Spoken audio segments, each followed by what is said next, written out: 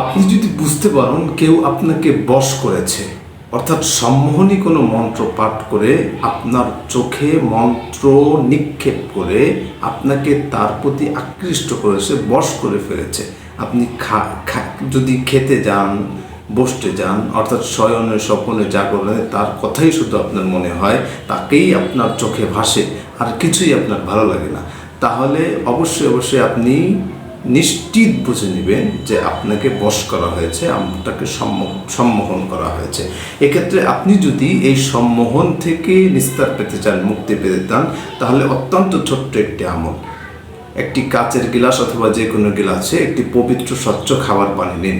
খাবার পানি নিয়ে 7 বার আউযুবিল্লাহ বিসমিল্লাহ সহ সূরা ফাতিহা পাঠ করুন।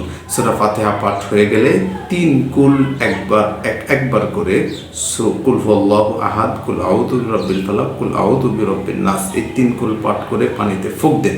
পানিতে ফুঁক দেওয়ার পরে বিসমিল্লাহিল্লাযী লা ইয়াদুররু মা ইসমিহি শাইউন ফিল আরদি ওয়ালা ফিস সামাই ওয়া হুয়াস সামিউল আলিম, এই দোয়াটি 7 বার পড়ুন। আর পারলে একবার পড়ুন আল্লাহুম্মা রব্বান নাস আযহিবিল বাসা ইশফি আনতাশ শাফি লা শিফা ইল্লা শিফাআকা শিফাউন লা ইউগাদিরু সাকামা। এই দোয়াটি পড়ে ফু দিয়ে আপনার চোখে 3 বার ঝাপটা মারুন। ইনশাআল্লাহ আপনার যদি বিশ্বাস থাকে আর যদি এই কোরআনে কারিমের সূরায় পাওয়ার থেকে থাকে, তাহলে 3 বার ঝাপটা মারার সাথে সাথে আপনার এই সম্মোহনী যে জাদুক্রিয়া এটা দূর হয়ে আবার পূর্বের মতো আপনি স্বাভাবিক অবস্থায় চলে আসবেন ইনশাআল্লাহ। সম্মানিত হাজরিন, আমলটি করে দেখতে পারেন, ইনশাআল্লাহ কাজ হবে। আজ এ পর্যন্তই। সবাই ভালো থাকবেন, সুস্থ থাকবেন। আসসালামু আলাইকুম ওয়া রাহমাতুল্লাহি ওয়া বারাকাতুহু।